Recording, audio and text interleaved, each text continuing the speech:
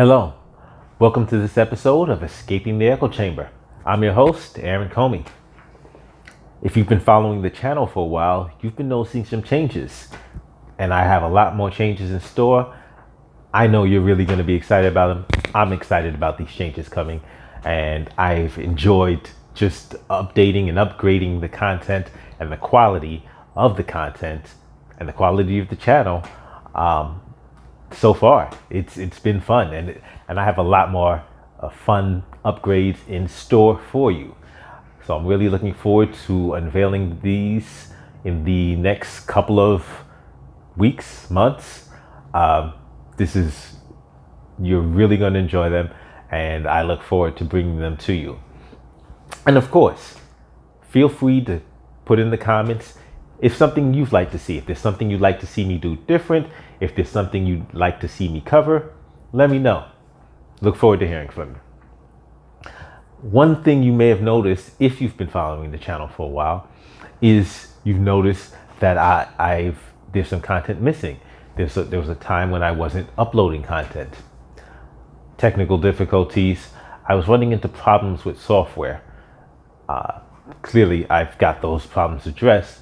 But one of the problems I was having was after shooting videos, getting them in the proper format that YouTube would accept them in an upload.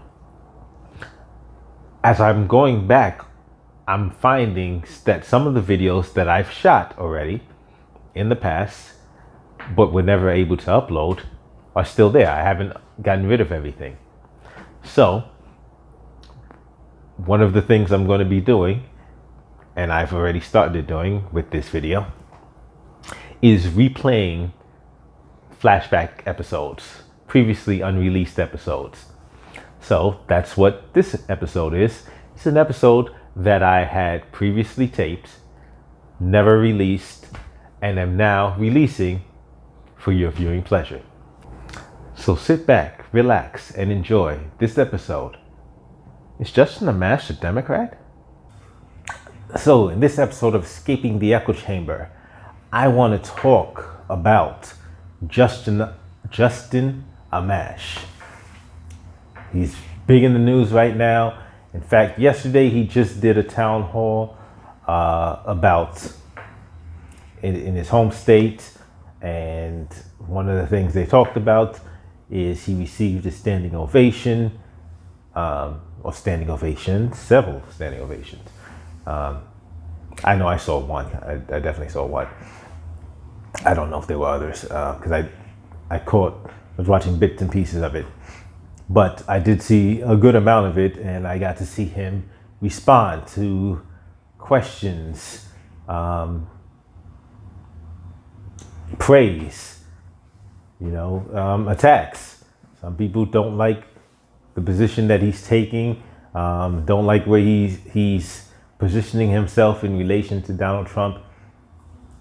So it's interesting. Question is Justin Amash the good guy or the bad guy? Well, first things first. If that's how you view politics, as the good guy or the bad guy, you've got a lot of learning to do. You've got the game all messed up. You've got the game twisted. Because it's that simplistic reasoning which has people supporting ridiculous candidates like Donald Trump. Or it had ridiculous people in 2016 supporting a ridiculous candidate like Hillary Clinton. Two ridiculous candidates, but if you have this simplistic, this ridiculous, this childlike mentality that it's a good guy or a bad guy, who's the good guy, who's the bad guy, who's the bad guy, who's the good guy, if that's how simplistic you're looking at the world, at politics, at reality, you need to grow up. Seriously, grow up. Read a book, read many books. A lot of books. Yeah. You're going to have to start reading a lot of books because you've got a lot of learning to do. Simple fact is, Donald Trump is an idiot. But a lot of people there supporting Justin Amash in this moment do not necessarily agree with his conservative, fiscally conservative, his liberty-oriented beliefs. There were a lot of Democrats there. And you can see it in some of the questions that were asked. There were questions from the Sunrise Movement. They're a climate change alarmist, fear-mongering group. I mean, they're a climate change awareness group. Yeah, that's what they are. But, questions about healthcare, well, people aren't making enough money. What are we going to do? Yes, because that's the government's function. The government's function is what to do if you're not making enough money. It's not your function.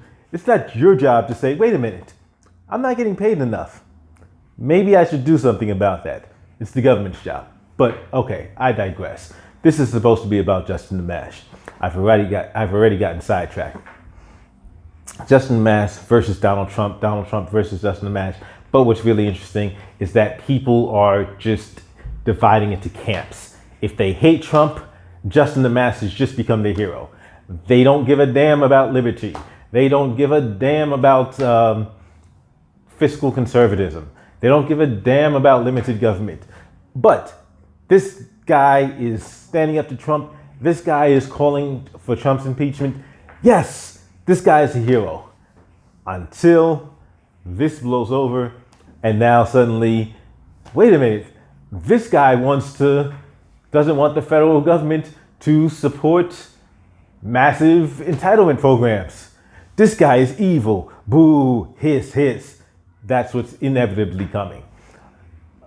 But of course, you've got the people on the other side who are ardent, fervent Trump cultists, supporters, Trump supporters. I don't know why I said that.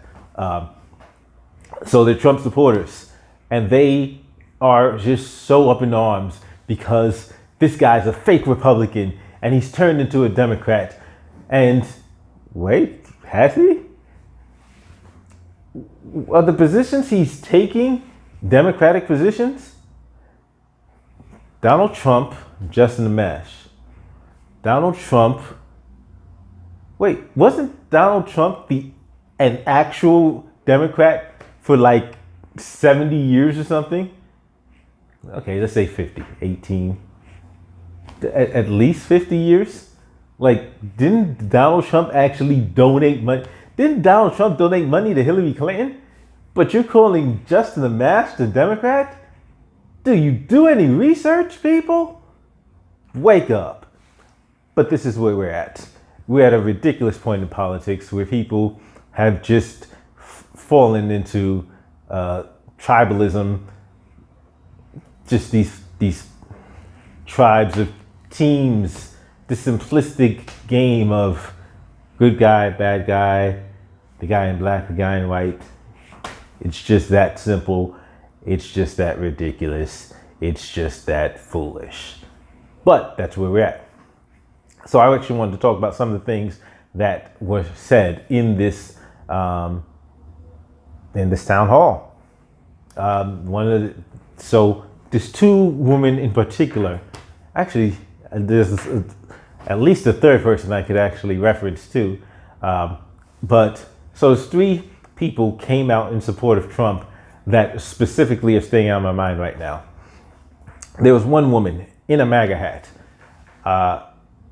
And once again, to show how petty and simple-minded people are, she gets up and people just start booing her and hissing. And like, goodness, people have enough common sense to let her speak. If she doesn't know what she's talking about, give her the opportunity to show that she doesn't know what she's talking about. But you're too stupid, too stuck into these petty partisan roles of like, and I'm gonna get to use the common orange man bad thing. It's just like, MAGA hat bad. It's just so ridiculous. Like, they don't even want to let her talk. And quite frankly, in this case, and in many cases, you'll find if you let people talk, they'll reveal how utterly ignorant they are. But then, a lot of the people that are booing hissing are also utterly ignorant because, hey, they're just in teams. But she gets up, she has a piece of paper. She says, hey, yeah, let me She starts criticizing Justin Amash. You know, we voted for you as a Republican. Why'd you become a Democrat? He hasn't. But of course, the woman's wearing the hat of the person that actually had been a lifelong Democrat. Go figure. But, you know, hey, in her case, Orange Man good. So she accuses Amash of being a Democrat. She starts just like hitting buzzwords and talking points. Like talking points would be actual points. She actually just starts using buzzwords in like Hillary Clinton, deep state. It was like she really didn't know what she was talking about. No collusion, fake news. Like she just started spouting buzzwords, literal buzzwords. Like she wasn't even connecting, at some point, she wasn't even connecting these with actual thoughts. She just started reciting buzzwords. Like not even a sentence, a full articulable sentence connecting these ideas and expressing and expounding how these ideas have been made manifest. Just like she just actually started using buzzwords. It's amazing to see. It really is amazing to see. And it didn't just start happening. We'll get to that in another video on how we got here. But this is what it got to. And Justin Amash, he says, hey, people, stop booing her. Let her talk. Let's respect everyone. And, you know, I would just said, hey, people, do you think she's wrong? Good. Let her speak. If you think she's ignorant, let her open her mouth and reveal her ignorance. And in this case, she did. Because she starts going off on deep state and, like I said, just these buzzwords. It was a step below talking points. But Justin Amash starts citing facts. Hey, the Mueller report. There are aspects of the Mueller report that may have been problematic and may have been predicated, or the investigation that may have been predicated upon problematic intelligence or problematic basis, problematic evidence, but not the entirety. Not the entirety. There's other parts that then were based upon actual things that happened, actual evidence that's required and then cause a legitimate investigation to begin. He starts talking about the obstruction, and she says, oh, well, you know, you can't have obstruction without an underlying crime. And he says, yes, you can. And she says, no, you can't. And he says, yes, you can. And she says, no, you can't. And he says, listen, there's a legal, she says, I think first she says, I'm not just saying this because somebody told me, because I see it on TV, because he mentioned social media. She says, I can think for myself. And he says, okay, well, this is an actual legal determination that's predicated upon an individual being able to be charged with obstructing justice, because even if a crime is not charged, for one thing, because if a person has successfully obstructed, there will not, oftentimes evidence or whatever may not be sufficient enough to then result in a charge, which is why it would then be very appropriate for the only charge remaining is obstructing of justice, because the person has interfered with the underlying charges being able to be successfully charged. You know, and she's, well, I haven't researched that. Yeah, clearly you haven't researched that, but you just stood there going back and forth with this man about something that you didn't research, you had no knowledge of. But this is not she's not an aberration in this. This is a common occurrence. Let's fast forward to the other young woman who got up and talked about how she had worked on Justin Amash's campaign, and she had phone banked and door knocked, and she had supported him back when he was, before he was the incumbent. And he's not doing his job now because he's standing up against the president, and he's not standing against this invasion of privacy, this Fourth Amendment violations, FISA warrant. He's a traitor to the principles, because his job is to, yes, and it's interesting what she does. She says, your job is to fulfill the will of the people you're representing. And he goes, no. My job is to defend the Constitution. And she's like, well, they don't have to be mutually exclusive. But they often are. Especially when people have no knowledge. When the populace has no knowledge of what the Constitution says, requires, allows, or prohibits, then a lot of the stuff they may want may be in direct violation, and often is in direct violation of what the U.S. Constitution allows, prohibits, authorizes.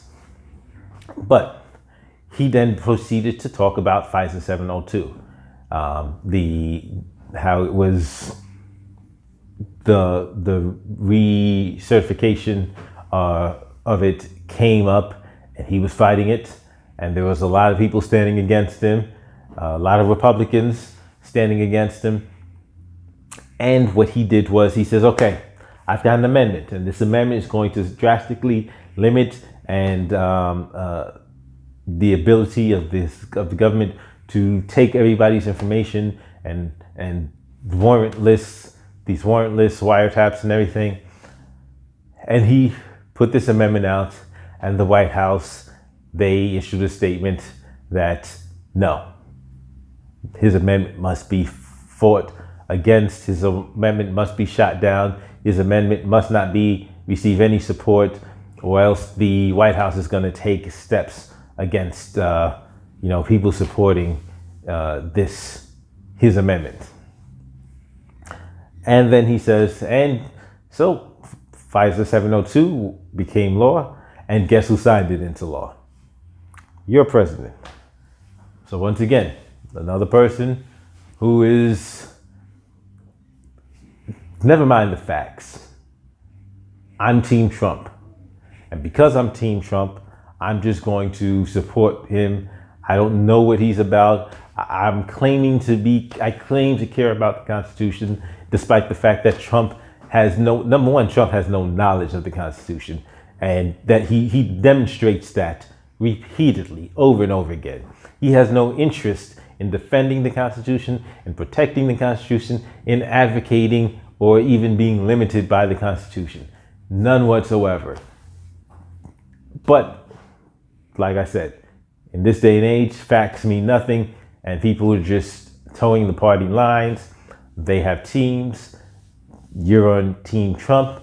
Anybody against Trump is the enemy, and you're going to still try to claim the mantle of a constitutionalist, despite the fact that the man that you're supporting has no regard for the Constitution.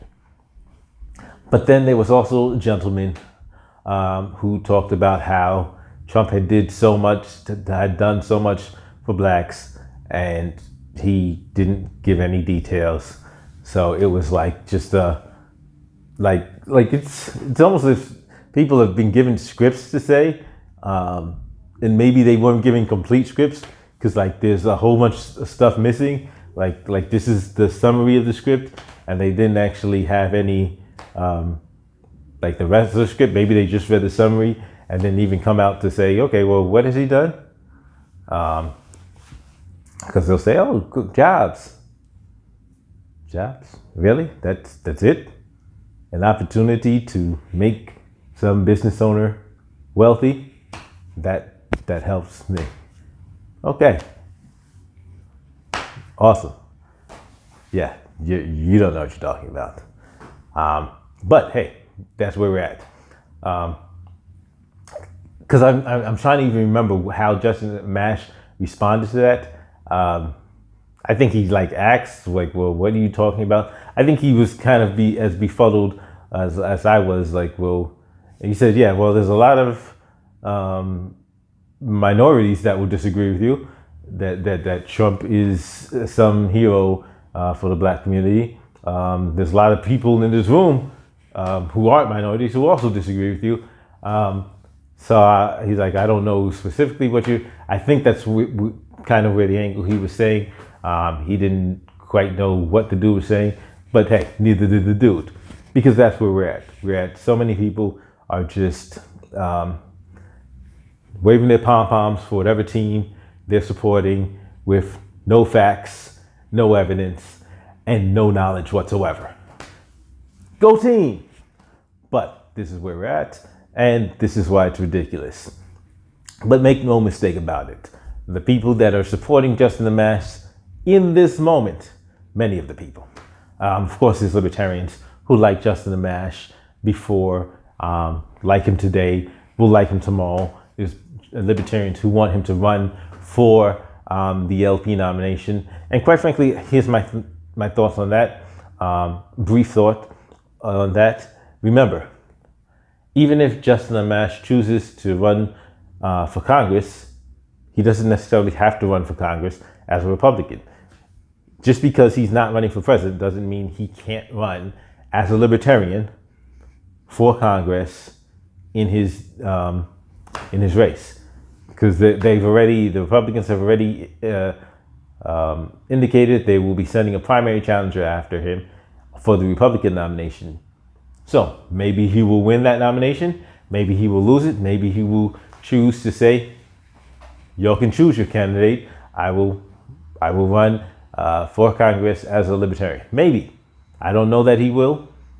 This is just something I thought about today. Yeah, there's more than one way for Justin Amash to become a libertarian, a big L libertarian. But yeah, it's not hard to see that many of the people who are supporting him now are Democrats, and they just like that he says something about impeachment, and they think that, because remember, even if Donald Trump is impeached, he's still president. That doesn't change a thing. That does change some things, but it doesn't change the fact that he's still president. A lot of people don't realize this. Impeachment does not mean he's out of office. You still have to deal with the Senate. And the Senate is not going your way. So he's made a very interesting case for it. In fact, because of Justin Amash, I've actually downloaded the Mueller report. I am reading the Mueller report. It's something that a lot of people have not done. They are getting in heated debates and arguments,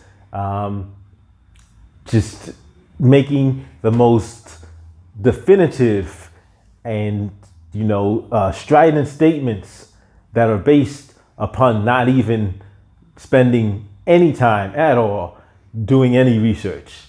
There are people who have not read one page of the Mueller report, but they will argue you to the death about what it contains and what it says. Those are people that you have to ignore, because those are people who are just completely and utterly clueless by choice. If you're going to argue something that you know nothing about, you need to sit down. Sit down. Read a book, read a bunch of books, read the report, get some knowledge before you run your mouth. Please do that. Thank you for watching the episode. It's been Escaping the Echo Chamber, and I will see you next episode. Thumbs up, like, share, comment, all that good stuff. Okay, I gotta stop saying that because another guy says all that good stuff. So just do those things. See you next episode of Escaping the Echo Chamber.